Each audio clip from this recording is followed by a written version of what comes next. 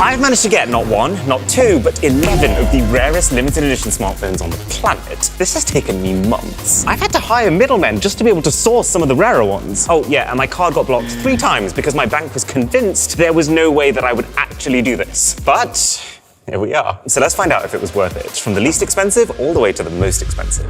So, kicking things off with the Coca-Cola phone. 2 boxes. We'll start with the small one. You got an insert on top, which you open by peeling off the cola bottle layer, except that's completely pointless because you still have to open it from the other side. So peel. That didn't work. Peel. Peel. Oh my goodness. Okay, 2 sheets of pretty nice stickers. You got a membership card, which does nothing. Oh, this is cool. And then a SIM ejector tool shaped after a cola bottle cap, which is equally inaccessible. And yep, I've bent that one in half. This is going really well. And then the phone. It does feel quite drinkable. I feel like they perfectly match the sheen of that to an actual Coke can. You got a special boot up sound and home screen, a unique Coca-Cola charging animation, even a Coca-Cola shutter sound. This is so ridiculously cheap for a limited edition, especially considering there's only 6,000 units. But I guess the core phone parts like the screen and the camera are pretty mediocre, so I guess it balances out. If that's the phone, what is in here? What in God's name is this? Okay, it's like a dude made of Coke. I really can't tell if this is actually cool or if it's just junk. What do you think? Ooh, I wonder if this is made so that we can actually open the can. This is not our table.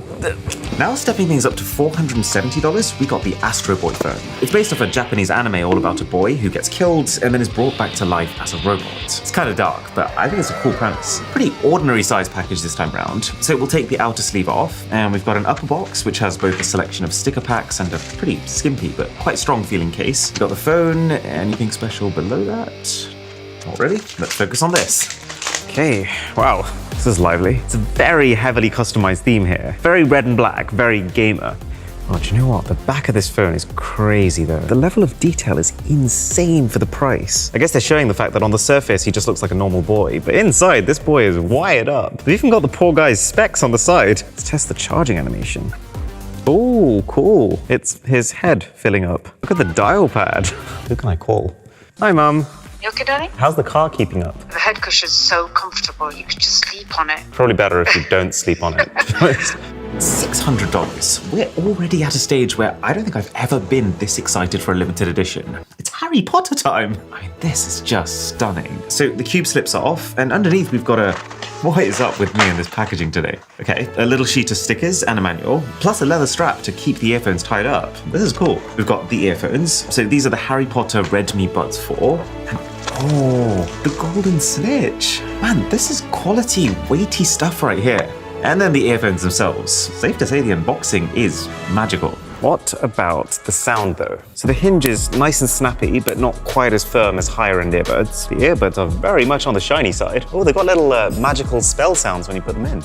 Really good passive noise cancellation. I feel like I'm in a bubble. It's got quite nice sparkly high notes, but just doesn't hit super hard on the deep end. So then the phone.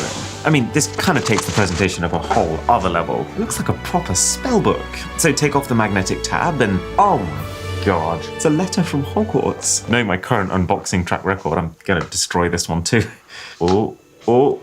Okay, got it. So this is like the letter that's given to witches and wizards to prepare for their first day at school. Got a custom SIM ejector tool, of course. It says platform 9 3/4. You can really tell this Redmi company is trying to properly maximize this opportunity and cram every Harry Potter Easter egg in one go into this. At the bottom there's an insert with 3 full pages of stickers, a case. It's actually got a proper gold button as well. Everything about this phone is custom, and I really appreciate that. A map.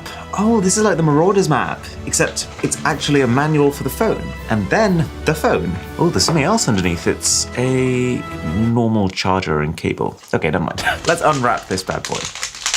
Wow. There's so much going on here. Oh, and the cameras are linked like spectacles. And you've got the lightning bolt just above, which is kind of like Harry's forehead. The text is embossed, the logo is glossy. This is nice. There's so many phones like this where essentially the company only really wants people from one particular region to buy it. Presumably because that's the only region for which they actually have bought the licenses for the brand. In this case, the phone was made for China. So in order for us to actually get one here in the UK, we had to work with a Chinese resident who had to order it on our behalf, receive it, repack package it up, and then resend it across the world. Absolutely worth it though. Oh, the golden snitch! And the golden snitch flies off into Hogwarts. This is so cool. Oh, it lets you change your crest to one of the 4 houses. And you know what? It's not just the presentation of the phone that's leveled up this time. The actual core spec behind it is also way improved. It's got 120Hz OLED display, a high-end Snapdragon chip, 12 gigabytes of RAM. We've got a very dainty-looking custom font for the clock. What about custom ringtone? That's not Harry Potter, is it? I mean, there is absolutely no way that the company's making significant profit on this. The only purpose of this device and phones like this is to appear in front of the eyes of a completely new audience. This is why you see some really strange phone collabs that on the face of it might seem very not typical. That's actually the entire goal. Just like, actually, the Hello Kitty phone, which has relatively modest packaging compared to where we've come from. But notice those hidden kitties on the surface. We'll come back to those. So near the top is a case, kind of weird looking. I feel like it just looks kind of blurry. This is not for me. We've got the phone, and then underneath that, a pretty standard cable and charger. So what makes this so special? Well, I have to say, I think this is actually my favorite core phone design that I've seen so far. It's extremely smooth all the way around because the screen curves, the back curves. It's basically like holding a really rounded pebble. I love the little red accents on the button, the camera rings, the text, and the finish is almost like a hairy texture to it. It's like stroking a cat. At least it's not as dirty as Milo. Oh, this is very happy. Really nice and crisp screen. There's not too much else in the way of theming. I was kind of hoping for a cat filter in the camera. It's quite a selfie-focused phone. Look at this. You've got 1 times, 0.8 times, and then 0.6 times too. That's a wide selfie. But I've not shown you the coolest thing yet. The main thing that makes this special is the fact that this is photochromic glass, which can respond to UV light and change color. I hope this works. I'm going to do a concentrated beam of UV light on this one poor little kitty at the top, and it's gone red. I don't think they're expecting you to carry around a UV torch, but it means that if you're using it in direct sunlight, you'll notice the change. I can't believe I've hired the fanciest venue I could possibly find. And I'm sat here playing with my Hello Kitty phone. But hey, if you're enjoying this video, then a sub to the channel would be perfect. Right, now we're heading straight to flagship territory with the Sony Xperia 1 Mark IV Gaming Edition. Sorry, I was just trying to do a cool intro. So this is a pretty ordinary flagship phone by most accounts. It doesn't come with any crass branding or unique colors. It's actually shockingly bland. What makes this a special gaming edition though is what it comes with, the Xperia Stream. This is where the phones get serious. We don't really have any lights to change in here, or TVs. Oh no. There's a TV there, to be fair. Keep going, keep going, keep going. Okay, perfect. That's meant to be blue. Anyways, this was not actually available anywhere but Japan. So I was Google translating the entire thing and only like 30% sure that it was actually going to turn up. So this is a relief. So the Xperia Stream is effectively a case that completely blocks the phone's cameras, because gamers don't take photos, apparently. But it does make it feel like kind of like a first-gen PSP. It's meaty, that's probably the right word. If we power the phone on, there is actually a full-on fan at the back. The air is actually spilling onto my fingers though, that's quite nice. But to be honest, the more surprising thing is this has a full-on Ethernet. That feels very overkill. But what I'm actually quite excited about is also HDMI. All right, so let's try and plug it into this ridiculous TV. HDMI in? Feels so weird to do that to a phone. Oh, we're on. It's very, very snappy and responsive. Let's open a game. So that's what the fan sounds like. How does a fan so small make so much noise? It does feel very cinematic to have the video and the audio coming out of a big screen like this. But is it useful? I guess one perk is if I'm playing a mobile game and I want my friends to watch what I'm doing, this is one way of doing that. The phone does also have a couple of other really cool features for gaming, like a really bright 4K screen and a software feature called Low Gamma Razor to kind of bring up the darker areas and allow you to properly see enemies trying to hide in them. At $1,200 then, is actually one of the more accessible limited editions out there. Samsung's exclusive online S23 variants. Okay, so nice chunky box. You get a free pair of Galaxy Buds 2 on top. That's about $150 worth of earphones. Just the normal black ones though, nothing custom there. Manuals? Nope, that's actually just an ad. Oh, another peel tab. Okay, I didn't screw that one up. And this is interesting. A pretty colourful version of the normal S23 Ultra box. It's got 2 very short but very satisfying tags on the back, and then inside, wow, that is red. Okay, there's no two ways about it. This easily looks better than the default phone. I do wish the red was a little bit more vibrant, but it's nice to have some color. And then it transitions into matte black sides. This isn't like a branded collab, but it is quite interesting how Samsung saves what they must know are the best color options for exclusively their website. I guess when you're buying the phone off Samsung Direct, that's where they make the highest margin. So this is their way of nudging people towards that. Oh yeah, one thing they do though is the wallpaper on this phone is a slightly warmer shade than the wallpaper on the other Galaxy S23 Ultras. It's the little victories. Okay, we're into what I would call the Uber tier now. Don't ask me how I got this thing, it's almost impossible. But in front of you right now is the Vincent van Gogh phone. Holy cow, look at the artwork. This is his most famous painting, The Starry Night, brought into 3 dimensions. I am mesmerized right now. So if we open the box up, what does it say? The sight of the stars makes me dream. I think I'm gonna cry. This is a proper luxury experience. I mean, charger.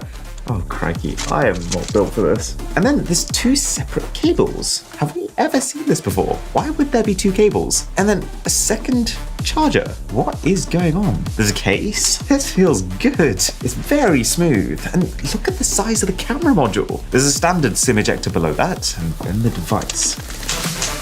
Holy cow. This is the most incredible smartphone display I've ever seen. It goes right up to the corners. You can't see the front camera at all. It's invisible. And the colors are intense. I guess it makes a lot of sense on this phone since it's all about art. I don't think I've ever seen a front camera that well disguised. I bet the quality is gonna suck. Oh god, that's actually even worse than I expected. Oh, you can actually see the matrix of the display. Then you look at the screen and you just want to forgive it. And the back has a very, very fine, almost like vinyl texture. I think it would have had to have been laser etched. This is so cool. So it's got a special switch on the top corner, and the second you toggle it, it opens the camera. Actually, yeah, wait, this is the largest camera module I think I've ever seen on a phone. How good is it? Oh, well, it can take a cracking photo of my hand. Photos are incredible, but it's really when you're taking video that you tend to notice the difference between companies who spend a lot of time optimizing and the companies who don't. It's Transformers time. This is the Optimus Prime phone. And as it turns out, it arrived to me at the exact same time as this, which was actually a massive coincidence. They don't come together, but I think it would be dumb of me to not show them off together. So the phone first comes in a beast of a box. I love this pin on top, super premium. And then the insert has a black custom SIM ejector, manuals, and a case, which is actually made of metal in the middle to allow heat to be conducted out through it, which is kind of incredible. Got a secret hidden drawer at the top, which has a massive charger. The bottom drawer has a cooling attachment, and then the phone. This look is right up my alley. This has got such a cool finish. And the fact that the entire middle is metal is a practical thing too, because it just helps to get heat out of the phone. Got a very over-sharpened looking Transformers wallpaper, kind of futuristic font on the clock. Oh, and there is the fan. This phone actually has a fan on the inside, which is cool, but surely not needed for me to be on the home screen. God, these icons are so heavily customized, I can't even tell what's what. This is another one of those phones that's using an invisible front-facing camera. And while I do definitely hate the hit to quality that it has right now, it does make the screen look a lot better. So you've got a whole load of different custom wallpapers pre-installed. But I think the fact that these wallpapers are so over-sharpened, and the fact that it's just kind of cluttered, it just makes it feel a bit cheap, even though it's absolutely not cheap. Like, I know I'm nitpicking, but given that this is the default wallpaper of the phone, it shouldn't be shipping with a widget sitting right on top of Optimus Prime's face. And to complete the look, let's have a look at Optimus Prime himself. Ooh, this is not a toy. This is a piece of equipment. It comes in a proper suitcase, and damn, what an insane thing to actually exist. This would have been like a dream birthday present for me like 15 years ago. So, if I open up the app for the robot... I am Optimus Prime. This is us, remote control. Oh my god, you can... Woo! No. No! I think I just had a nerdgasm. I think we've actually got weapons in this box. There you go. There's so many different movements you can make him do. I kind of feel like it'd be so perfect to make this dance. The hand recoils after every single shot it fires. No. Jesus Christ, keep that thing away from me. Look, you can make your own actions. So you get full control over every single one of its joints. Left wrist, right wrist, waist. It's really intricately done. Do you think he'd beat Milo in a fight? Now, if you've been watching tech YouTube for years now, I'd be very surprised if you haven't heard of Genshin Impact. It's kind of become the game to test out how powerful a new phone is. And so having a Genshin Impact branded phone is a pretty big deal, I think. This is another one of those double trouble kind of situations. So the slightly smaller box is a pair of earbuds. These should actually be higher end than the Harry Potter ones from earlier, considering the price gap between the two phones. And I love the presentation. I believe this is the backpack from Klee, one of the playable characters, and the earphones themselves. Wow, they're so smooth. It's like an egg. That's kind of pretty. I mean, the attention to detail is supreme. Got a little sliver of gold around the USB-C port, and also this really fine corrugated texture within the earphones. Very bouncy and upbeat sound. The biggest thing actually is just how crisp it is. Still a little bit lacking on the bass end, but I would rate these a solid 8 out of 10 for the price. I've actually also realized there's a little pull tab on this. Whoa, that's a SIM ejector tool. It's absolutely massive. This is so cool. Wait a sec, we might actually need to censor this. Time for the phone. I mean, I've actually covered a limited edition Genshin Impact phone before, but that one was pretty half-assed. But this is most definitely the real deal. I mean, this is so dense and premium. It's packaged like some sort of holy scripture. Whoa, this is unexpected. 3D pre-framed artwork. I mean, this is how you do it. There's a mouse mat underneath that. I mean, that's way better than some limited editions that just chuck a poster in there. This is something you can actually use. Okay, so what else? There's a case. Again, this is by no means vanilla. It's got character. Okay, 3 more boxes in here. The first one is a coin? Oh, okay, it's a stand for this ghost, which is just, I guess, a nice, dense little statue. There's a pretty standard OnePlus charging cable, because this is a OnePlus collab. Then the charger is also slightly customized. Wait, what? 160 watts. All right, let's look at this smartphone. Oh, wow. I mean, that's a proper animated lock screen. Oh. Kind of dies a little bit on the inside. I mean, the theme looks somewhat cohesive, but more importantly, I guess, not messy, which is more than I can say for some of these phones. It's also got a special edition Genshin Impact themed always on clock. Let's see what the charging animation's like.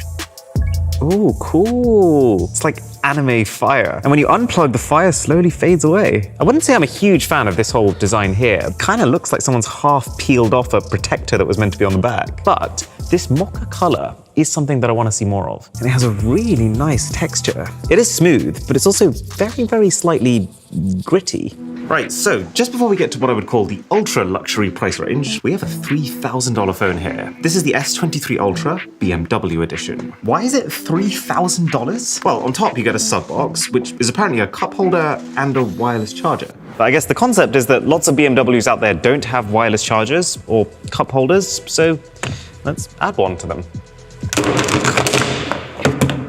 And then the main box is a car. I can't believe this is real. This is a proper metal car bonnet. They're calling it the Ultimate G23. So the first thing you see on top is a box with not one, but 2 little posters inside of it. We've got the phone case, which is quite interesting. This is actually the shape of BMW's new grills that they've started using, which not everyone loves. We've got the box with the phone itself and fridge magnet. We are BMW Motorsport, I guess. All right, so if we take off this layer, my goodness, this is something else. I guess this is every BMW logo through the ages, crystallized into coins. And then if we take that layer off, it just keeps giving. I mean, at least no BMW fan is going to be disappointed here. So, okay, some papers that tell you about BMW and the phone, a collector's case for every single one of these coins, some BMW branded, wait, what is this? Can someone please tell me what this is? You got what I think is a magnetic sunglasses holder. This is all very unexpected for a phone. A keychain, which can fit whatever your favorite coin in the collection was. And then,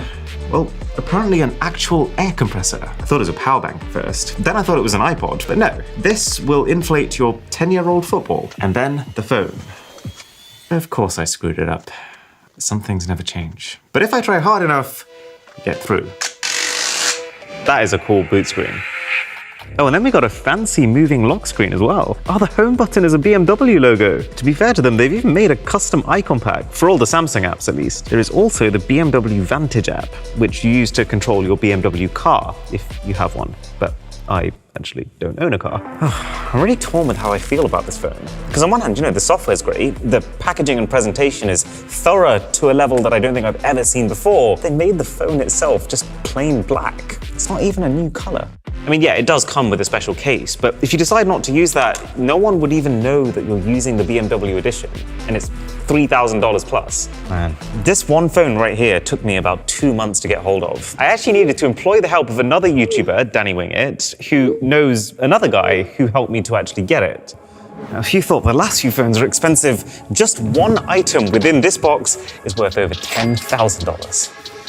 Oh god, it feels so good. I miss Trisha. So, oh, that's cool. 4 little magnetic tabs. Inside that, another suitcase. This is classic Caviar. Wow, this is such a slick finale. It says Caviar Desperado. So this has not been opened before. I really, really hope this is the unlock code. Otherwise, we've got some trouble. Yes, it is. Holy... What is that? Okay, let's take that top layer off. No way! They've actually given me gloves. Is this like a hint? Okay, so we've got a USB-C cable. We've got a pair of Apple earpods. You'd like to think genuine. Hello. Yes, all good, thank you. Oh gosh, it's not. It's a phone. What do you think? Would you use it? I know a lot of people that would. Probably one of the stranger things happened in this hall. Absolutely. There's 2 more inserts over here. That's a case. How much do you reckon this phone case is worth? It's really premium. This is what looks like crocodile leather. This is what I assume will be 24 karat gold. And it's ribbed all on the inside to make sure your phone stays in place. I will say a lot of things that come out of this company's doors are quite garish. This I actually don't mind. So this is $1,200. It's a $1,200 case. And they've used electroplating to get the gold on there, which basically uses a current to allow them to apply a really, really thin layer of metal. And in the other envelope, just a load of papers and certificates and signatures. Not important. Right, this is... Ow! This is the true centerpiece. I feel like some sort of jewelry dealer. So on the far left, they've got some sort of chain that they've secured down by using pins. Just seems unnecessarily dangerous. This is the heaviest chain I think I've ever held. And then the pendant to attach to it, that's just a full-on bullet. It says silence is gold. As much as this goes against all of my natural fashion urges. Oh wow. I feel like I'm slowly being turned into a gangster who speaks Queen's English. So these are the AirPods Pro 2nd generation, with again leather all the way around the outside, and a skull with the LED right in between the eyes. That feels slightly morbid. And it's kind of crazy because these AirPods on their own, without the phone, without the case, are $3,000. And I imagine a big part of why is that they come with these. So this is some sort of attachment that's apparently inspired by Dubai. But the concept, according to Caviar, is that Dubai is just this place that embodies luxury. Everything about the buildings, what people wear, the culture. And so this is designed to reflect that by having elements of the private Palm Jumeirah island. I mean, they still just sound like AirPods, which is to say good, but, you know, not $3,000. And to take that to the next level, it's properly wedged in there. How do you get this out? Oh God, I hate to do this. This doesn't feel right. Oh, sugar. I have just cracked the screen. I used the charger to try and get it out. Please tell me that's the screen protector. Oh, thank God. It's just the screen protector. This is absolutely crazy. Imagine going through airport security with one of these. Or even just like taking a phone call on the train. If you use this for a year, what do you think's the likelihood that someone doesn't call security on you on at least one occasion? Okay, so the black stuff is aviation titanium, which we've actually tried shooting with a gun before. It's very, very strong. These patterns are all gold electroplated, and the handle of the gun is actual wood. Limited edition, 1 of 99. And these are the materials they've used in it. This is almost definitely the most textured, detailed, frightening phone I've ever held in my hands. All right, let's record this on the $10,000 phone. So, about 3 months ago, I started using Opera's internet browser every single day for a very simple reason. It can use lucid mode to make everything that you watch on this browser sharper, reduce the blur, and increase the contrast. But just recently, it has gone to a whole new level thanks to the AI tools. It's the first browser that has ChatGPT and ChatSonic baked into the sidebar, so you can talk to it without even changing tabs when browsing. Plus, let's just say that you come across an article that you're really interested in, but it's like 5,000 words. With this browser, you just click shorten and Opera will use the natural language processing of ChatGPT to summarize it. If you're applying for a job, you can just ask it to write your cover letter. You can tell it what you have left in your fridge and it'll tell you what you can make with it. And you can enable all this stuff via the easy setup button in the top right corner. Opera says this is just the start. Like, not only do they have the built-in ad blocker and a free VPN, they've actually announced a collaboration with OpenAI, the company behind ChatGPT. But I won't spoil the details, link in the description to get it now for free.